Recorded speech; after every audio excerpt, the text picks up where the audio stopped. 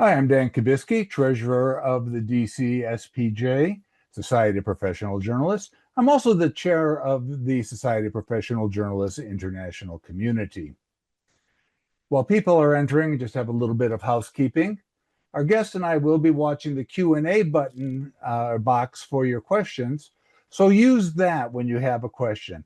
Keep the chat box free for information from us to you.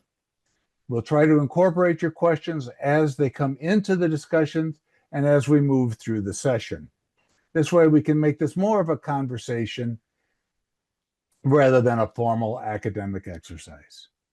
And if you're interested in more events sponsored by the Washington SPJ DC chapter or the international community, I have included the website addresses, and you should be able to see those in the chat box now.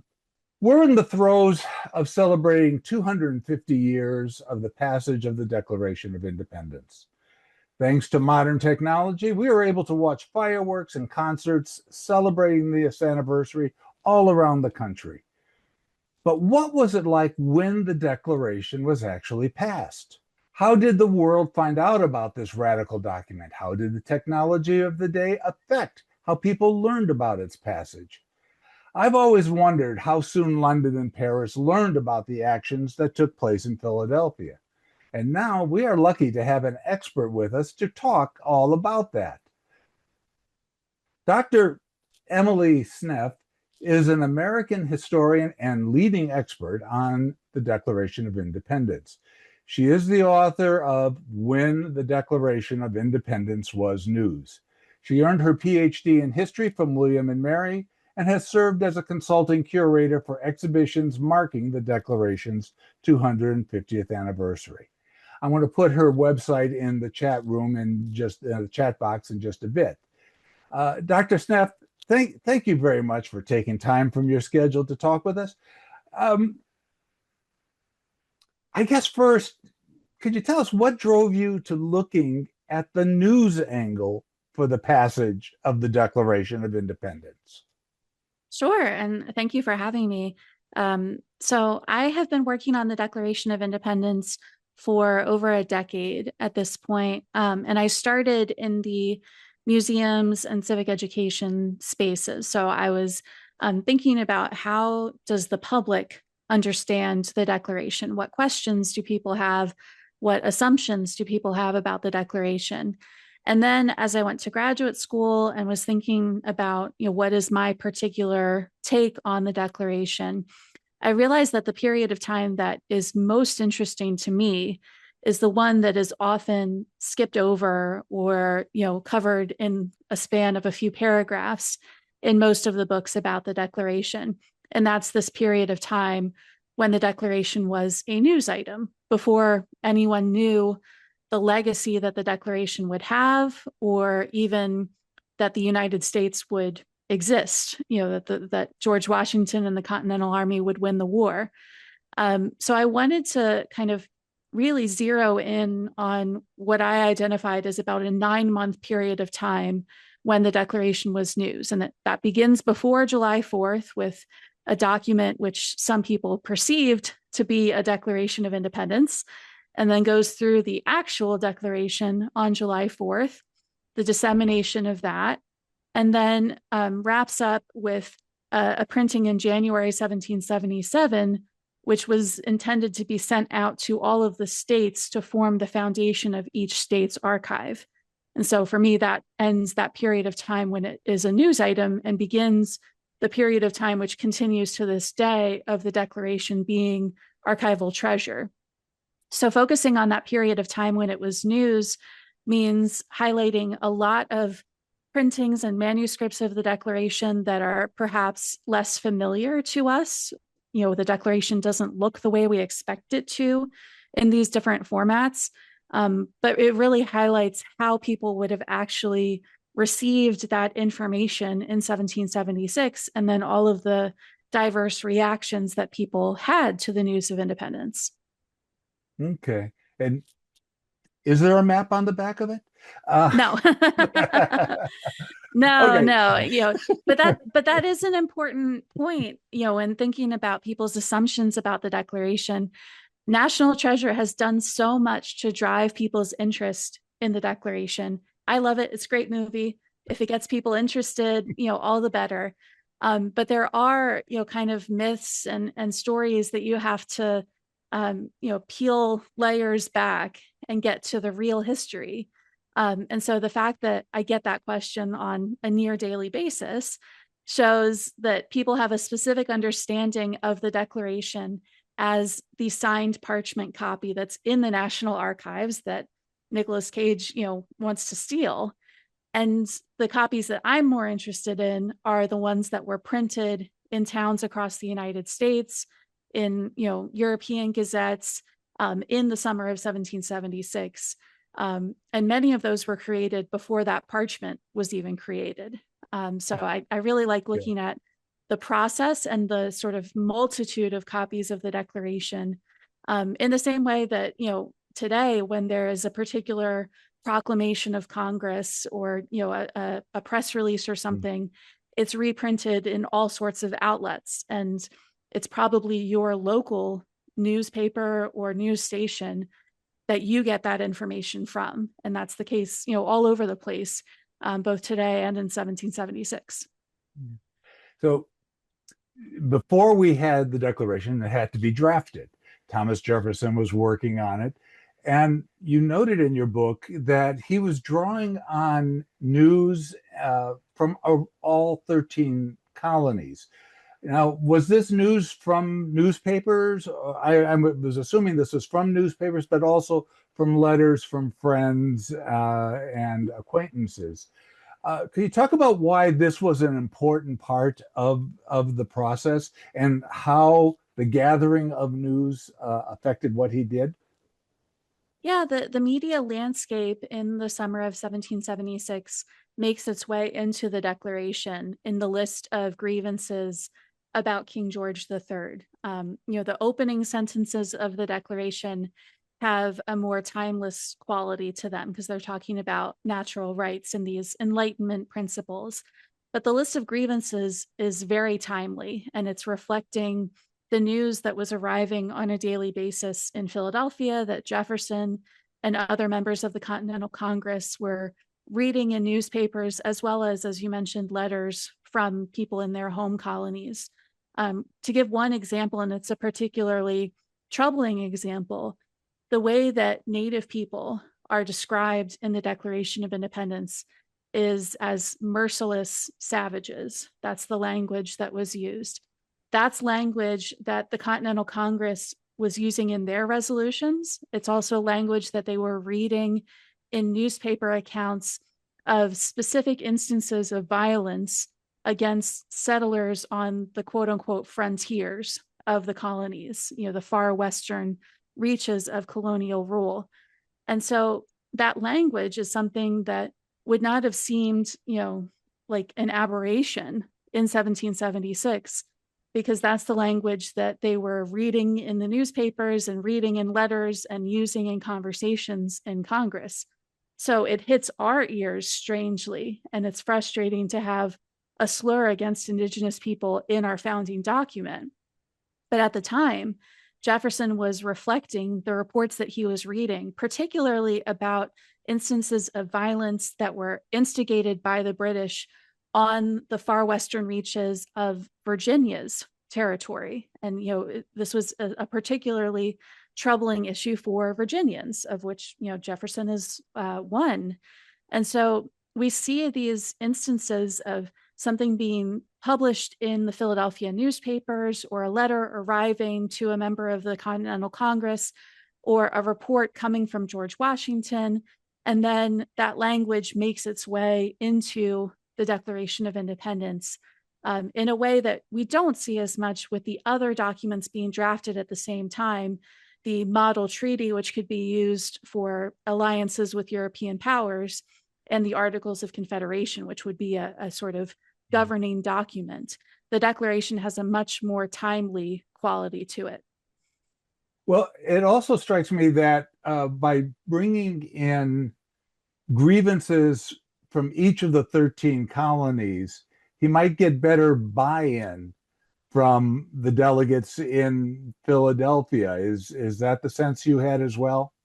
Absolutely. I think the way I tend to talk about the grievances is that not every person in the United States experienced all of those grievances, but they probably experienced one of them.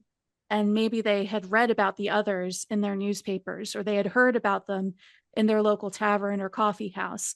And so there's a sort of bonding together of the people that comes through that list of grievances. That, not only is that this long list of all the bad things that the king has done, the reasons why he's a tyrant, but it's showing just the range of things that had happened to the colonists. And it's not just in Massachusetts, but it's actually things that were happening all across the colonies from New Hampshire down to Georgia. So there is a sort of new American identity that is coming out of these grievances, reflecting the experiences of all the colonists.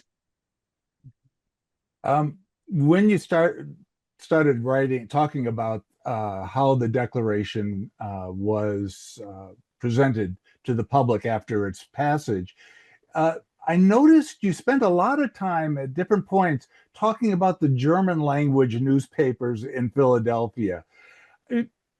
First off, how important were the non-English newspapers in the colonies at the time, and how did all of these publications deal with the Declaration, let's say on July 5? Yeah, the first news that the Declaration is in the press is in German. It's in the German newspaper in Philadelphia. There's a notice that the Declaration is in Der Presse, in the English press, John Dunlap's printing press, being created for the first time.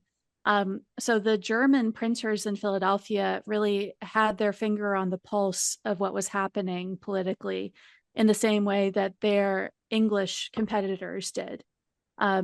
There's a handful of German printers working in Philadelphia in 1776, and they created a broadside version of the Declaration, a poster-sized sheet with the Declaration, as well as the translation which appeared in the biweekly German newspaper, the Staatsbote. So German reading people would have had multiple means of accessing the Declaration.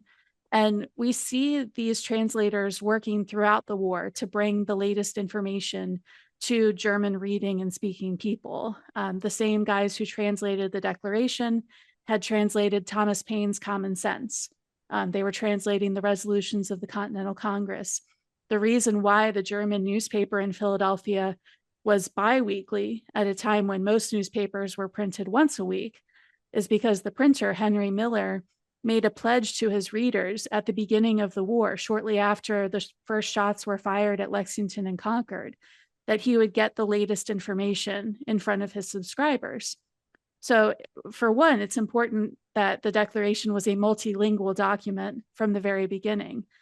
But two, especially as someone who is descended from Pennsylvania Germans who were living in the Philadelphia area in 1776, I like to highlight these German printings to show how immigrant communities were accessing this news of independence and that they weren't left out simply because they communicated in their everyday lives in German. And, there's a long and rich history of, other language newspapers in the United States that goes back to these German newspapers. The first attempt in Pennsylvania was by Benjamin Franklin, but because he was not German and did not have the Proctor types to use, he failed pretty miserably at that.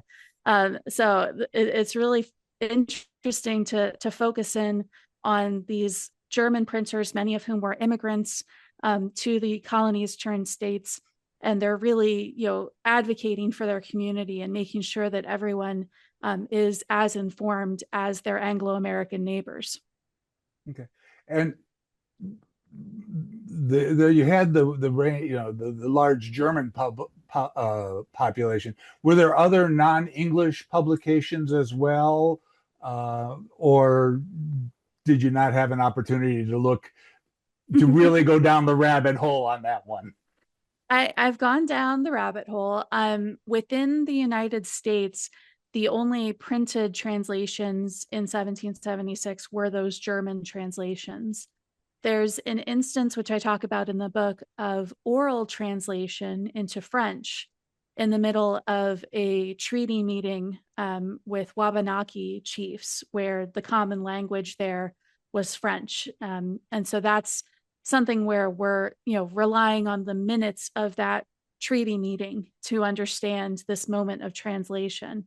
But otherwise, there were not any printed translations created within the United States. That is not the case everywhere else. We really get the translations in Europe, especially, and possibly in Canada as well. There's a French manuscript translation of the Declaration in Canadian archives that would suggest a translation happening there. But most of the translations that I have found of the Declaration, whether in full, in part, or just summarized, are in Europe, where we have not only Spanish and French and German, but Italian and Polish and Danish and Swedish. So it's really fun to see the Declaration in all of these other languages. Having once worked in a lot of international environments, I know sometimes translating specific words and meanings can be a bit difficult. Did you see this as an come up in the translation of the Declaration, first into German, for the U.S., for the Philadelphia audience, but later, for the rest of the world?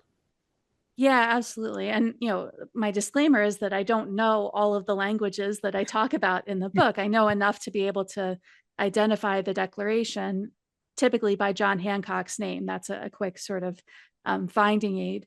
But I do know that the German translations that were created in the US are far superior to the ones that were created in Europe, because the printers here were steeped in that revolutionary language, and they understood, concepts like life, liberty, and the pursuit of happiness. So they were able to create a translation of the Declaration that kept the rhetorical power of the Declaration's, form in English. That is not the case in the European gazettes in the German states, where they're translating word for word, like any other news item that they were getting. And the German translations there really lose a lot of what makes the Declaration so special. And then you also have instances of multiple stages of translation. So the Declaration being translated from English to French and then to German or Italian or another language. And it's like a telephone game where you're losing at every stage in that process. And then there's some words that were just not translatable. They were either unfamiliar to the translators, or they didn't know exactly what the meaning was supposed to be. So, for example, usurpations is a word that is in the Declaration. And in most of the European translations, it's just usurpations. Like, they didn't even try to translate it into another language. Okay.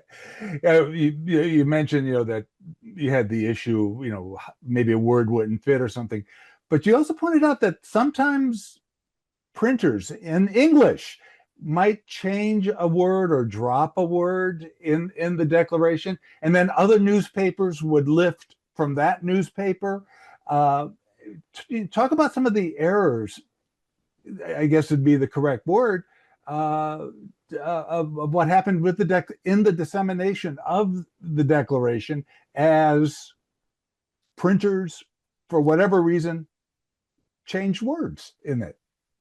Yeah, it's, I try to remind people, like, you go into a dark printing office where you have to set each individual piece of type upside down and backwards very hastily to try to get the Declaration out, and you try not to make a mistake. Like, typos are just inevitable in the process.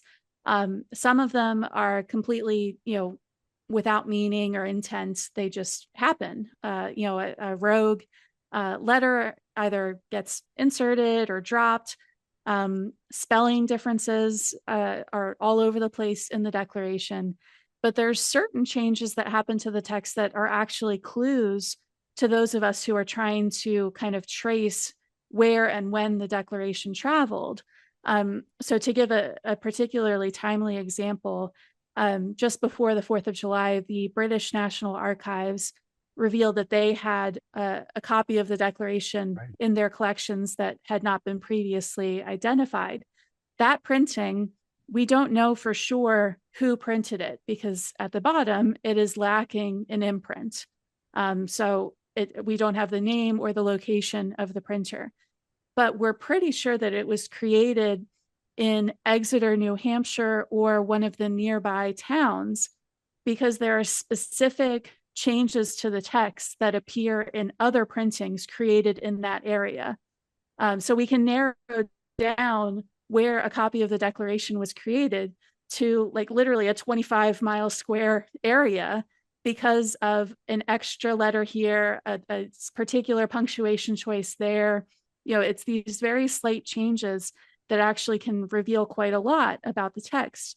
And it's also important to note that any typos that happened in the US did not really impact the way that readers understood the Declaration. They weren't necessarily comparing one version to another and noting slight deviations in the text. That's completely different than in London, where typos were, they were not typos, they were intentional changes to the text. And readers, really had a very different experience reading the Declaration in London because words had been changed, or the list of grievances had been skipped over, or words were censored. So that manipulation of the text had a lot of intention behind it and impacted how readers understood the Declaration. Whereas all of the changes to the text that happened here were just kind of part of the process of trying to get news out quickly. Okay, I was going to ask you about that impact. I mean, because when you look at what was going on, you have typos. We all live with typos, but you have some specific changes, and then you have straight out plagiarism. These are things that we would not accept in modern journalism today. So I think it also gives us an insight into how the news media, the news organizations worked in the 1770s. Is that a fair way to look at this as well? Yeah, definitely. At this time, they would not have the same understanding of plagiarism that we have today. And to cite Will Slaughter, who's written a book on news production in this time period, he calls it sort of copy and paste journalism. That was the mode of this era, where printers were sometimes creating new content, based on letters that had arrived in town or events that were happening in town. But for everything else, they were copying from other newspapers, and there was a circulation system in place for printers to basically trade newspapers with each other. So that, for example, a printer in Philadelphia might be looking at newspapers from Williamsburg and New York and Boston, and cutting a paragraph here, pasting it into his version. Obviously not literally, because you would have to set the type, but that's the sort of visual that they had in mind of curating their newspapers based on snippets from other people's papers.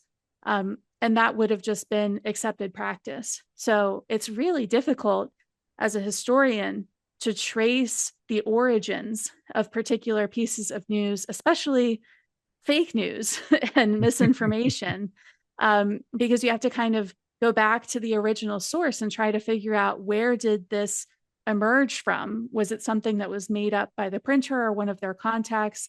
And then did all of these printers copy it thinking it was true or thinking it was propaganda?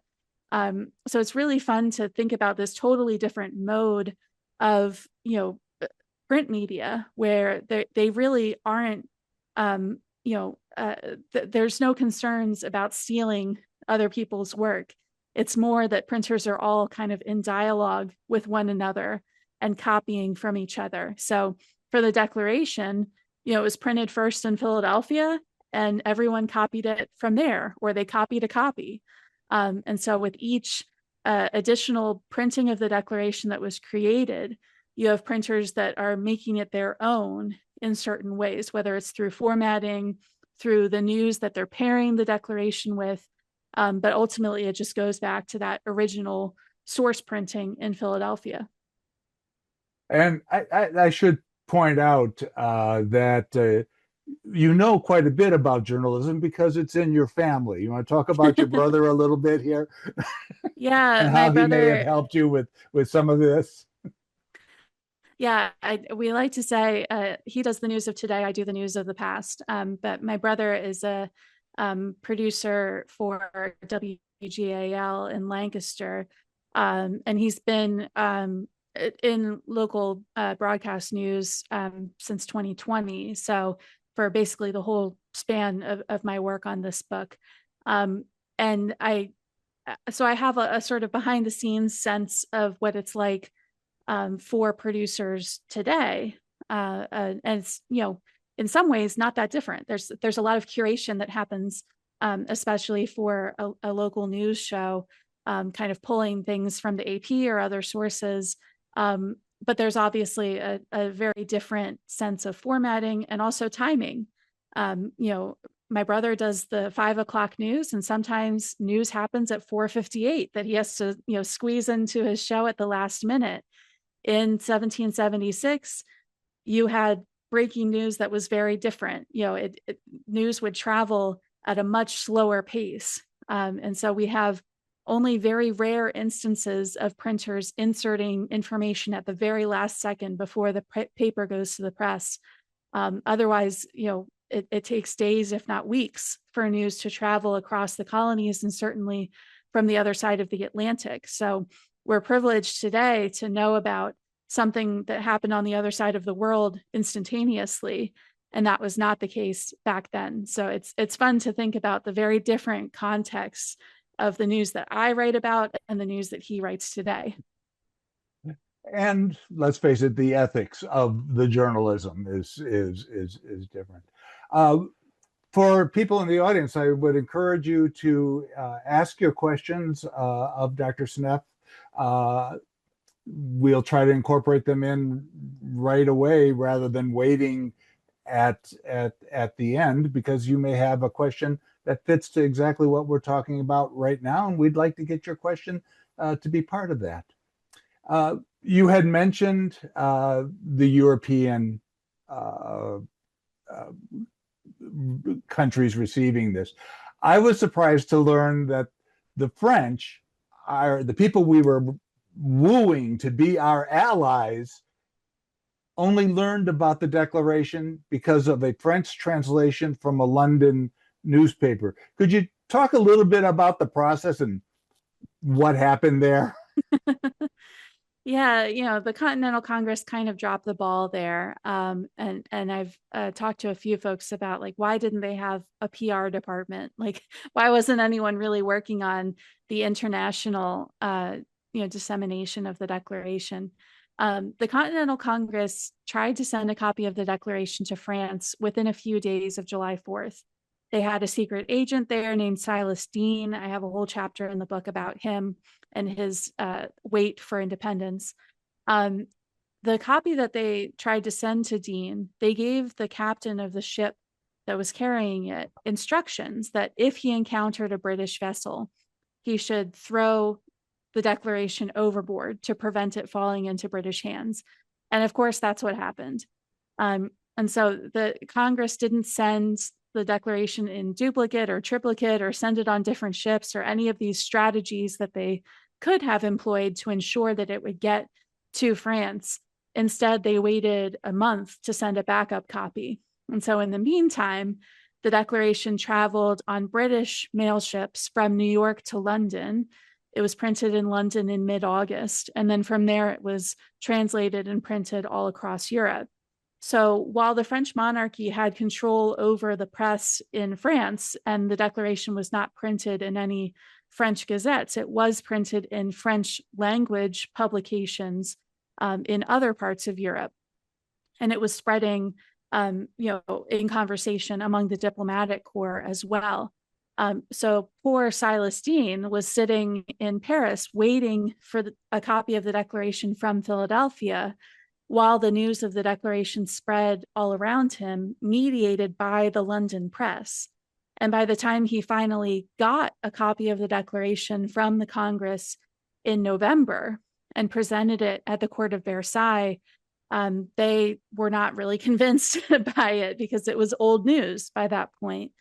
And Deane also complains that they had sent him a declaration that was just printed on a piece of paper. And, he's walking into the gilded courts of Europe and saying they're expecting more. They want a seal, they want parchment, like they want more formality. So really, there's a sort of critical error in getting the declaration to France, especially since the Congress was really hoping that it would convince the French court to ally with the United States.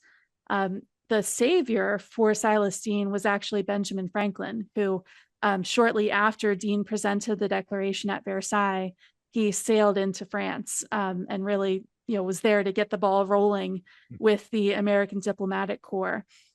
So thankfully, Deane wasn't on his own for too much longer. But you really sympathize with him, just waiting for months, as he felt like the Continental Congress had ghosted him and just was refusing to send the Declaration to him. In reality, it was just the Declaration had been thrown overboard. When you read your book, you really can feel your frustration with the Continental Congress. Yeah. Well, I had a fantastic writing group that I was, kind of working with while I wrote the book. And I remember we had one session that was just everyone complaining about the Continental Congress's ineptitude. Like, it's really, it's hard for us to wrap our minds around. The other thing that they dropped the ball on was they sent an English copy of the Declaration to France. And you would think that they would create a translation themselves so that they would have power over how the text was translated. And, Jefferson and other folks in the Congress knew enough French to be able to do that. Instead, they send the Declaration in English and are just trusting that Silas Deane will find someone to translate it for him, someone he can trust. So there's a lot of things that could have been done differently. And although ultimately I do think the Continental Army needed to prove to France that they could actually win the war and that they were worth supporting, I think the Congress could have maybe primed France a little bit better with the news of independence. Yeah, exactly. With the Declaration arriving in London and then going to the rest of Europe from there, I would imagine that the London papers were not thrilled with a lot of the words that were in the Declaration. Can you talk about what they did in terms of reporting it and even making alterations or deletions from the Declaration in that reporting? Yeah, and I see there's a question in the chat about that as well. So it's one of my most sort of fascinating things about the Declaration is how it is changed in London. And it's also something that has been sort of overlooked in the literature on the Declaration. In London, there is not the sort of control over the press that exists in absolute monarchies. There is some freedom within the press. Sometimes printers are charged with sedition for printing things against the king, of course, but there's no sort of directive from above limiting printers from printing the Declaration. And even if there were, the way that some printers got around it was to argue that it was a news item. It was not a sort of essay or opinion piece. It was news from the Continental Congress. So the way that printers treated the Declaration in London differed depending on the leanings of a particular printer or editor, and also their own fears about printing a document which is largely about the king. So we see some printers, including the first London printer of the Declaration, Henry Sampson Woodfall, they just print the Declaration in full, and it looks almost the same as it did in the United States.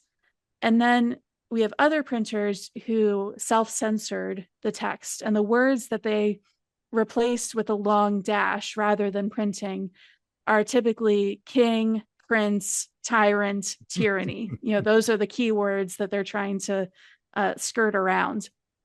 Then we have some printers who take it a step further by skipping over the list of grievances and summarizing it, saying here the Congress repeated their previous complaints.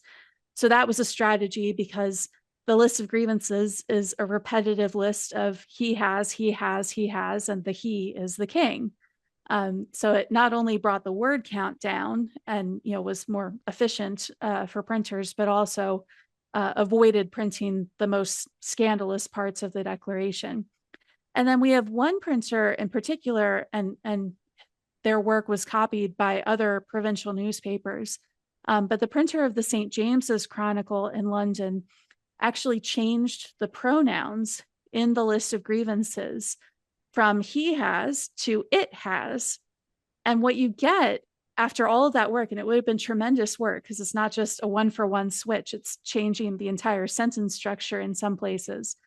But the end result is a printing of the Declaration that doesn't mention the king once. And it's kind of a bizarro world declaration for us to read. And so that shows someone who was, really trying their very best to ensure that the Declaration was not about the king. In addition to all of these strategies for printing the text itself, printers are putting the Declaration alongside misinformation and rumor and gossip about members of the Continental Congress, about George Washington. One of my favorite pieces of misinformation that spreads in the same issues as the Declaration is about the Franklins, that Benjamin Franklin and his son, William Franklin, who was the royal governor of New Jersey, had intentionally taken opposite sides in the war so that whoever won, the Franklin family would come out on top. So that's the kind of stuff that's spreading alongside the Declaration, and it's kind of informing how people reacted to the news and how seriously they took this claim of independence. So it's really fascinating to see the Declaration, not only how the text itself was treated in London, but how it was put in conversation with other news items. And you get a very different sense of the sustainability of independence than you do when you read the Declaration in American newspapers. Mhm. And I want to talk about the American newspapers, both how they treated it and the impact. It seemed like July 5, there was a report that Congress passed a resolution, and then the papers went on to talk about other stuff. Yep. There did not seem to be a big hoopla over this. Could you first just talk about what happened in the immediate days as the word was getting out of what this declaration was? Yeah, so on July 2nd, the Congress voted for independence itself. And there was a tri-weekly evening newspaper in Philadelphia, very innovative for the time, called the Pennsylvania Evening Post. And the news of that vote was in the Pennsylvania Evening Post that same day on July 2nd. So that little sentence of news began to spread immediately and set up an expectation of a Declaration of Independence within a few days. Then on the 4th, the Congress approved the Declaration and they sent it off to be printed by John Dunlap, who created the broadsides, which were sent out to all of the states and to George Washington. And those are the broadsides that are now, valued in the tens of millions of dollars because they are the first printing. But then on July 6th, we get the first newspaper printing. And from there, the Declaration was printed in every newspaper, every active newspaper in the United States. I give that caveat because it was wartime and some printers were not active at that particular moment. Mm-hmm. So over the course of about a month, the Declaration is printed in a different newspaper almost every day as it spread north and south simultaneously. There were many more newspapers concentrated in New England than in the South. There were only two newspapers south of Baltimore at this time. But it takes about a full month for the Declaration to reach every active newspaper in the United States. And to your point, the Declaration tends to be news for a day, and then by the next week's issue, they're on to other stuff. We don't see a lot of commentaries about the Declaration. We see many more in London, where they have a lot to say about the Declaration. But in the US, the continuing story is really how the Declaration is being delivered to the people. So we see reports of public readings of the Declaration being copied by printers, all over the United States. And that keeps the story going. And it also gets back to the Continental Congress and makes them feel like the people supported their decision.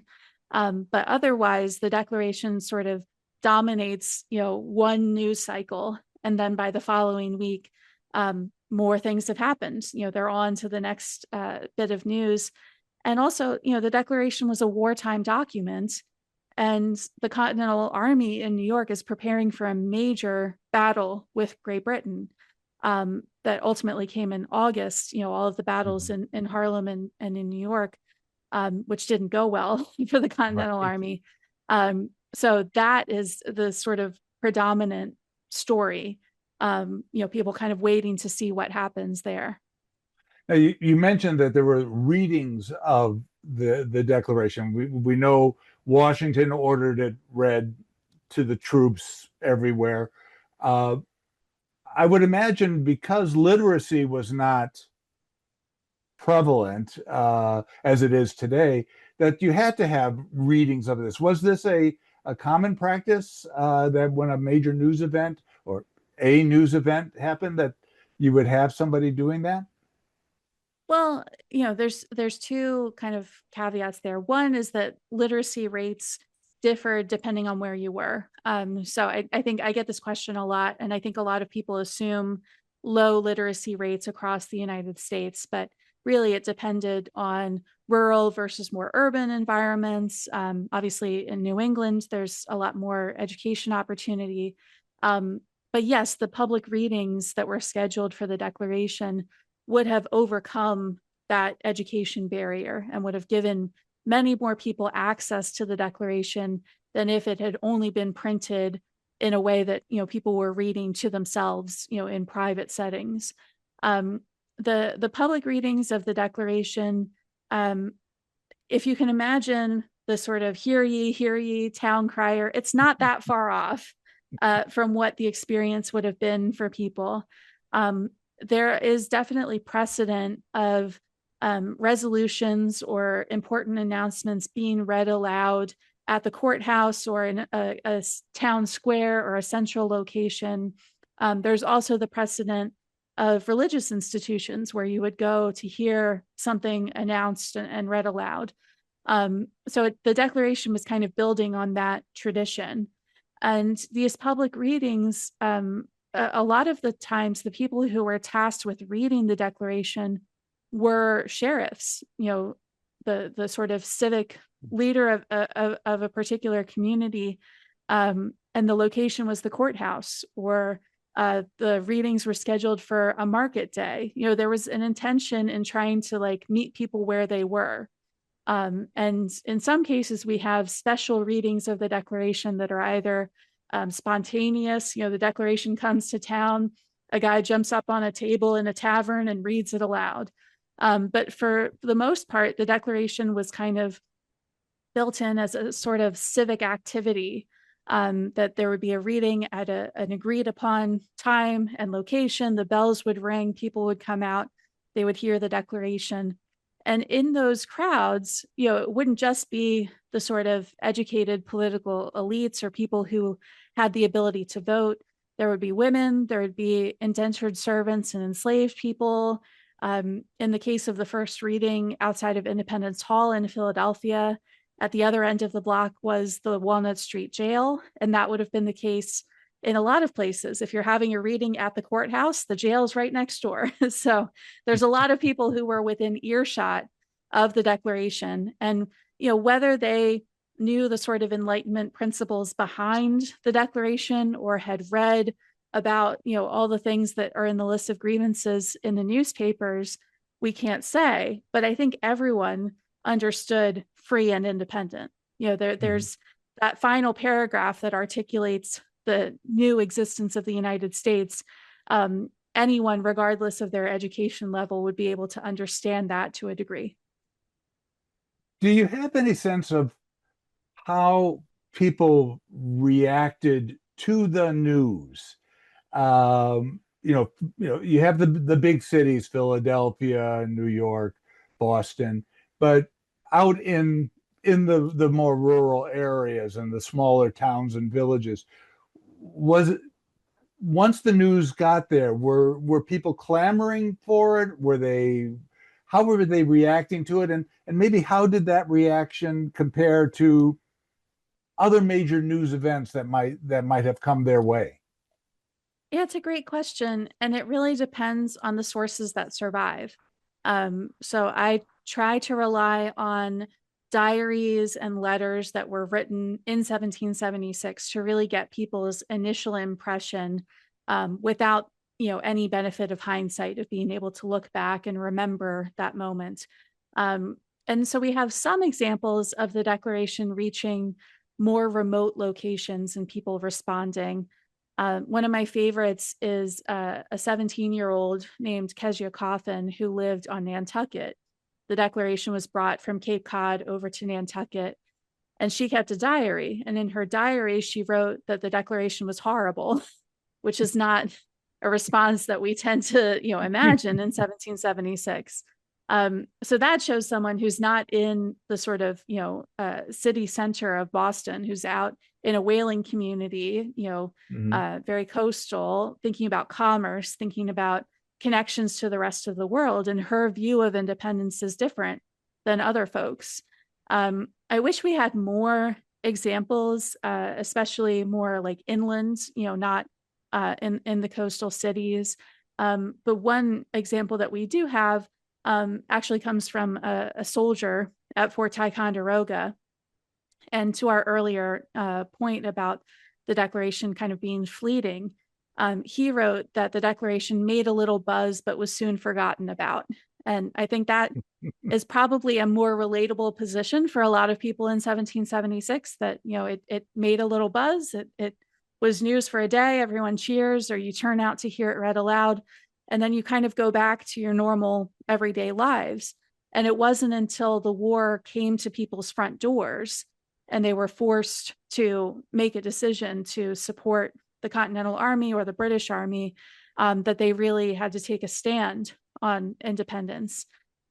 Especially where I live in the greater Philadelphia area, that moment of reckoning comes in the fall of 1777, with the Philadelphia campaign, and also with the oaths of allegiance, that were beginning to be required in Pennsylvania.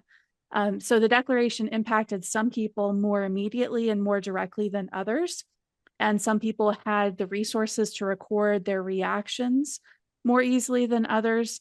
But we can kind of extrapolate from there and imagine what it would have been like for, larger swaths of the population. So for about almost a year, the what people call the Declaration of Independence were these newspaper reports, and they were the broadsides. Finally, there comes the parchment, Mhm. where over a period of several months, people finally signed it, Mhm. and was there a ceremony at the end for the news? What did they do? Did the Continental Congress learn their lesson about publicity and do something, or was it just signed and then tossed to the side with the rest of the papers of the Congress? It's a good question. There really, there's a difference between how the delegates remember what happened and what probably actually happened in reality. So we have people like Benjamin Rush writing about how solemn a day it was when everyone lined up to sign their lives away. And we have stories about, different delegates joking about we're all going to be hanging together or separately in the end, the risk of treason associated with the Declaration. In reality, what we know is that the parchment was created sometime in the last 2 weeks of July. It was ordered on July 19th, and then it was ready to be signed on August 2nd. So a full month after the initial vote for independence. Most of the delegates added their names on that day, but they also left it open for delegates to sign the Declaration when they either returned to Philadelphia after being home or joined the Continental Congress. So we have a handful of delegates who were able to sign later. We also have delegates who never signed. Robert R. Livingston of New York was on the drafting committee of the Declaration, never signed the parchment. There's men on the Declaration who did not vote for independence. They weren't members of Congress at that time. And then there's also people who were part of that conversation and didn't get the opportunity to sign. So the parchment has a really complex sort of history behind the list of names at the bottom. And ultimately, one of the signers, Thomas McKean of Delaware, may not have signed for a few months or years. We know he signed sometime after January 1777. And this kind of became a problem for him in his political career, that his name was on some copies of the Declaration and not others. And I was just reading the other day where he actually went to the Secretary of State's office in the 1790s and, pulled out the Declaration and proved that his name was really on it while he was running for office in Pennsylvania. But I think, to your question about was there a ceremony or something, or was it just kind of, thrown among the papers of Congress? I think there would have been a solemnity of that particular moment of signing, that the men who signed the Declaration understood what they were committing themselves to. But largely, the parchment would have been rolled up and stored with the other records of the Congress, and it would have been the Secretary, Charles Thompson, who was the steward of those papers and making sure that as the Congress evacuated Philadelphia, he was bringing it with him. And that's why people were able to sign later, because the Declaration was, available.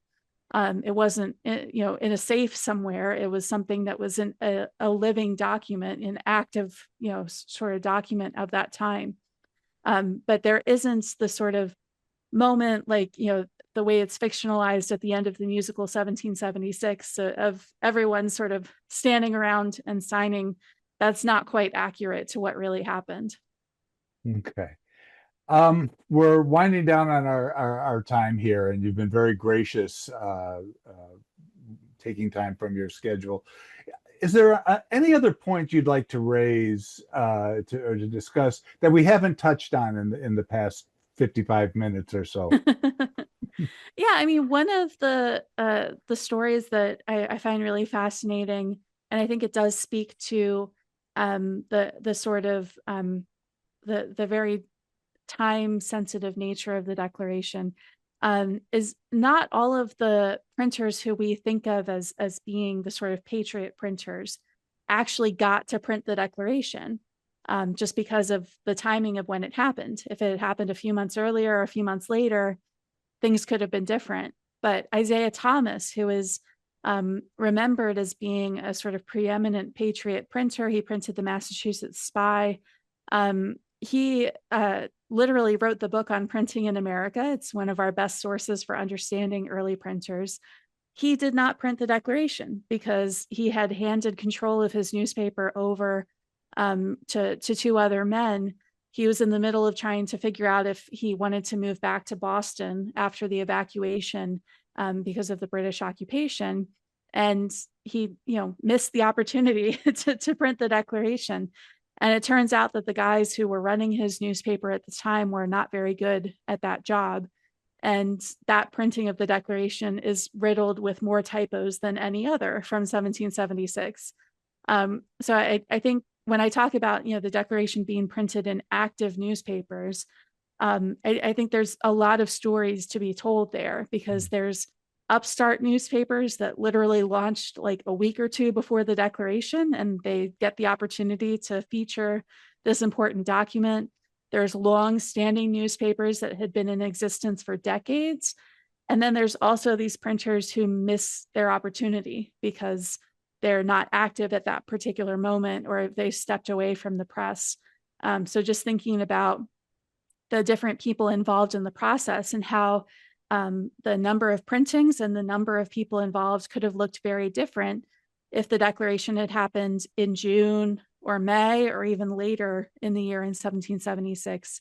We tend to think, we take the 4th of July for granted. We tend to think that was always going to be Independence Day, but that's not true. And in 1776, we kind of see the consequences of that particular instance of timing, both in how the Declaration traveled and interacted with other pieces of news, and also the people who got, the task of actually printing it and transmitting it to the American public.